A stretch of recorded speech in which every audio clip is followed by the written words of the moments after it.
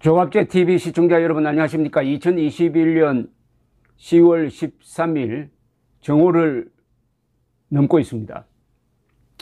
어제 검찰이 아주 신속하게 또는 졸속하게 김만배 화천대유 대주주에 대한 구속영장을 청구를 했습니다. 내일 실질 심사를 합니다. 그런데 여기에 곽상도 의원의 아들이 받은 50억 원의 퇴직금을 뇌물로 규정을 해가지고 기재를 했다는 겁니다.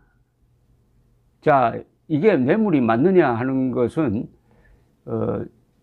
수사 또는 물증이 있어야 하는데 지금까지 곽상도 의원을 불러서 조사한 적은 없습니다.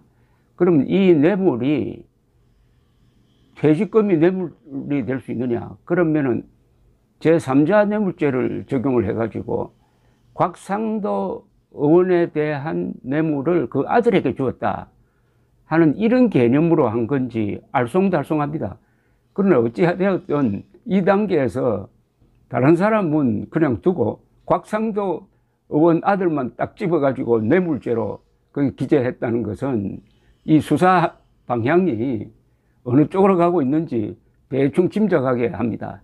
이렇게 되면은 이재명 측에서는 곽상도 아들에게 뇌물죄가 적용되었으니까 대장동 게이트는 국민의힘 게이트가 맞다 이렇게 주장할 수 있는 근거를 지금 검찰이 만들고 있는 것 아니냐 하는 생각이 듭니다.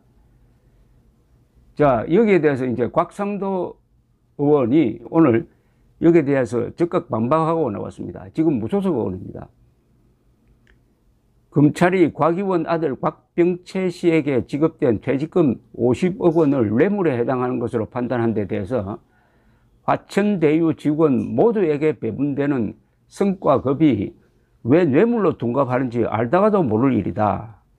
어제 검찰이 화천대유 김만배 씨에 대한 구속영장을 청구하면서 제 아들이 화천대유로부터 받은 성과급을 뇌물이라고 기재했다고 한다. 7천억 원의 천문학적인 수익을 거둔 화천대유 임직원들은 모두 성과급을 받았거나 받을 예정이다.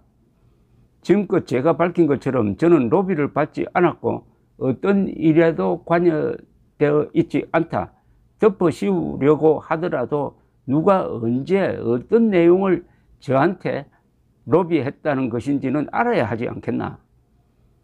로비를 받고 무슨 일인가 했으면 자료도 남아 있을 텐데 이런 것도 없이 무조건 뇌물이라고 덮어씌우고 있다. 제3자들 간의 대화 녹취록이어서 이것을 근거로 제가 뇌물을 받았다고 할 수 없음은 분명하다. 녹취록에 어떤 로비가 있었는지 전혀 언급되지 않고 있는 것은 로비의 실체가 없다는 것이다. 검찰이 어제 화천대유 김만배 씨에게 적용한 이 범죄 혐의는 뇌물공여, 특정경제범죄가중처벌법상의 업무상 배임, 횡령 혐의로 사전 구속영장에 적혀 있습니다. 검찰은 이 김만배 씨가 곽상도 의원 아들에게 퇴직금 등 명목으로 지급한 50억을 뇌물로 보고 영장에 적시하고 김만배 씨가 화천대유에서 빌린 473억 원 가운데 용처가 소명되지 않은 55억 원에는 횡령 혐의를 적용을 했습니다. 김 씨는 이 같은 혐의에 대해 대부분 부인한 것으로 알려졌습니다.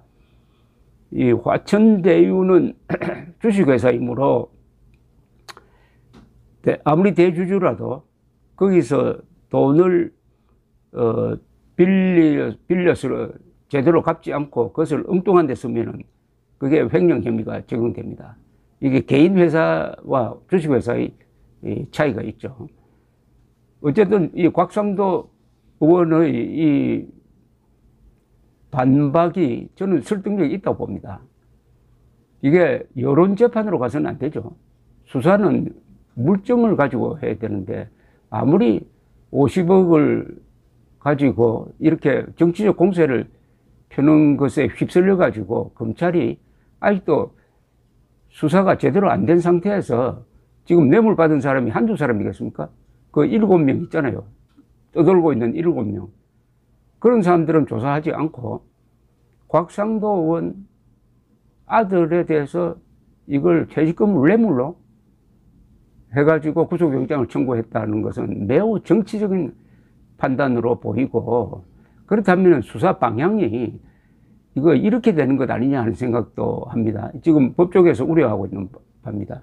문재인이가 신속 수사를 지시를 했는데 또한 철저 수사를 지시를 했습니다. 이 두 개가 양립 불가능합니다. 신속 수사를 하면은 철저 수사가 될 수 없습니다. 철저 수사를 하면은 시간이 걸립니다. 그럼 어느 쪽을 선택을 하느냐? 검찰은 신속 수사를 하겠다. 그러면은 이재명까지 제대로 불러서 또는 이재명과 관련된 압수수색 또 계좌 추적 이런 것도 하지 않은 상태에서 수사 중간 발표를 하는 겁니다.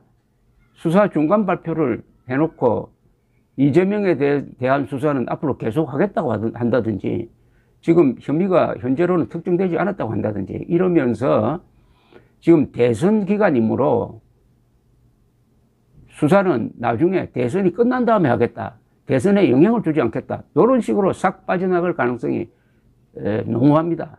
그런 예가 한 번 있었어요.